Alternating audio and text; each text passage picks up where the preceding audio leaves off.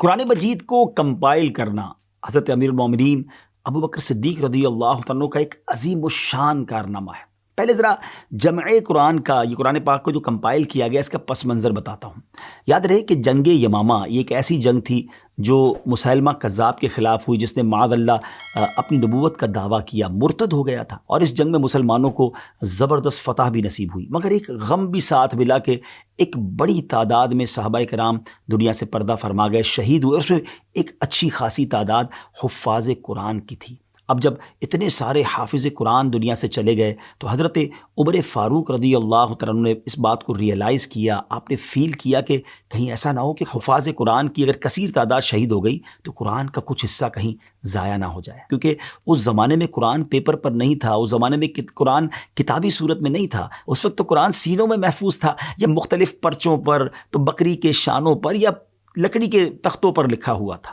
اور ابھی تو جنگوں کا سلسلہ اور بھی ہو سکتا تھا، اور ایسا نہ ہو کہ مزید حافظ قرآن شہید ہوتے جائیں اور قرآن ہی ہمارے ہاتھ سے نکل جائے۔ تو حضرت عمر فاروق رضی اللہ تعالیٰ عنہ کا ویژن دیکھیں کہ آپ سیدنا صدیق اکبر رضی اللہ تعالیٰ عنہ کے پاس آئے اور آپ نے مشورہ دیا کہ ہمیں قرآن پاک کو محفوظ کرنا چاہیے، جہاں جہاں موجود ہے ان سب کو کمپائل کرنا چاہیے۔ تو حضرت ابوبکر صدیق رضی اللہ تعالیٰ عنہ نے پہلے تو اس کو ماننے سے انکار کر دیا، اور آپ نے فرمایا کہ جو کام نبی پاک علیہ الصلوۃ والسلام نے نہیں کیا وہ کام ہم کیسے کر سکتے ہیں۔ مگر جب حضرت عمر فاروق رضی اللہ تعالیٰ عنہ نے اصرار کیا تو پھر آپ کو ریئلائز ہوا کہ واقعی یہ تو وقت کی ضرورت ہے، it's a need of time. پھر آپ نے حضرت زید بن ثابت رضی اللہ تعالیٰ عنہ کو بلایا اور ان سے بات کی۔ حضرت زید بن ثابت خود کہتے ہیں کہ حضرت ابوبکر صدیق رضی اللہ تعالیٰ عنہ نے مجھے بلایا، وہاں حضرت عمر فاروق رضی اللہ تعالیٰ عنہ بھی جلوہ فرما تھے۔ حضرت ابوبکر صدیق رضی اللہ تعالیٰ عنہ نے فرمایا کہ حضرت عمر بن خطاب نے مجھے قرآن کریم کے بہت سے قراء کے شہید ہونے کی اطلاع دی ہے، اور ساتھ یہ بھی مشورہ دیا ہے کہ چونکہ کفار سے جنگوں کا سلسلہ ابھی جاری ہے، اس لیے ڈر ہے کہ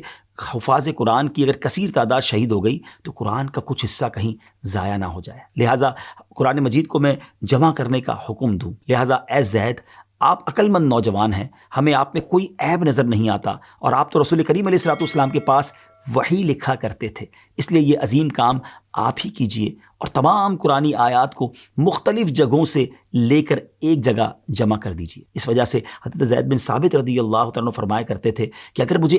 ایک پہاڑ کو اٹھا کر ایک جگہ سے دوسری جگہ رکھنے کا حکم دیا جاتا تو یہ میرے لیے قرآن جمع کرنے سے کہیں زیادہ آسان ہوتا۔ اور یہ بات کہنے کے بعد آپ رضی اللہ تعالیٰ عنہ اس تشویش کا بھی اظہار کیا کرتے ہیں کہ جو پہلے صدیق اکبر رضی اللہ تعالیٰ عنہ کو تشویش تھی، اور آپ عرض کرتے ہیں کہ مجھے بھی یہ کام سمجھ نہیں آیا تھا کہ آپ لوگوں کام کیسے کر سکتے ہیں جو کام خود نبی پاک علیہ الصلوۃ والسلام نے نہیں کیا۔ حضرت ابوبکر صدیق رضی اللہ تعالیٰ عنہ اس کام اور اس کی امپورٹنس کو بخوبی جانتے تھے، اس کے بینیفٹس کو جانتے تھے، اور اس کام کو نہ کرنے کے نقصانات سے بھی واقف تھے، لہٰذا آپ رضی اللہ تعالیٰ عنہ حضرت زید سے فرماتے ہیں اللہ پاک کی قسم اس کام ہی میں بہتری ہے۔ اور پھر حضرت زید فرماتے ہیں کہ اللہ پاک نے ان دونوں حضرات کی طرح میرا بھی سینہ کھول دیا، میرا بھی سینہ کشادہ فرما دیا، اور میں بھی پوری کوشش سے ہڈیوں، کھجور کے پتوں اور سفید پتھروں اور تحریر شدہ اور لوگوں کے سینوں سے جو موجود قرآن تھا اس کو میں نے کمپائل کرنا شروع کیا، جمع کرنا شروع کیا۔ یہ کام اتنا آسان نہیں تھا،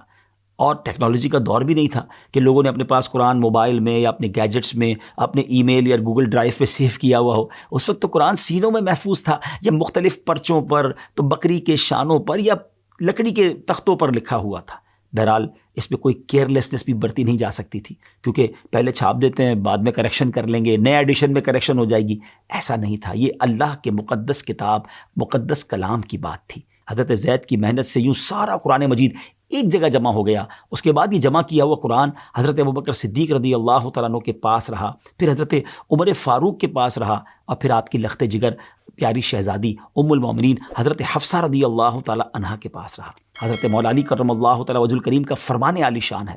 مصاحف میں سب سے زیادہ ثواب حضرت ابوبکر صدیق رضی اللہ تعالیٰ عنہ کا ہے، اور اللہ پاک ان پر رحم فرمائے کہ انہوں نے سب سے پہلے قرآن پاک کو جمع فرمایا۔ کتنی بڑی نیکی حضرت ابوبکر صدیق رضی اللہ تعالیٰ عنہ سے رب نے کروائی، سبحان اللہ۔ اور پھر اس کے بعد یہ سلسلہ آگے کیسے بڑھا، کیونکہ یہاں تو ایک بک کے اندر ایک مسودے کے طور پر قرآن موجود تھا۔ پھر حضرت عثمان غنی کے مزار پر اللہ کروڑوں رحمتوں کی بارش نازل فرمائی کہ انہوں نے پھر اس کی کتابت فرمائی، اس کی مزید کاپیز بنی اور دنیا بھر میں اس کو بھجوایا گیا۔ یہ کیا عظیم صحابہ تھے، کیا انداز تھا، قرآن سے اور اسلام سے کیسی محبت تھی۔ اللہ کریم تربت صدیق اکبر پر اپنی کروڑوں رحمتوں کی بارش نازل فرمائے، اور ہمیں قرآن پاک سے سچی محبت بھی نصیب فرمائے۔ ان صحابہ نے تو بڑی محنت کی قرآن پاک کو جمع کرنے کے لیے۔ ہم تو کسی بک اسٹال سے جا کر خرید لیتے ہیں، لیکن کیا اس کو پڑھتے بھی ہیں، اس کو سمجھتے بھی ہیں، اور کیا قرآن سے اتنی محبت بھی کرتے ہیں؟ ضرور سوچئے گا۔ صدیق اکبر رضی اللہ عنہ کا تذکرہ خیر ہوا ہے نا، نیت کر لیں کہ انشاءاللہ اب پابندی سے روزانہ کچھ نہ کچھ قرآن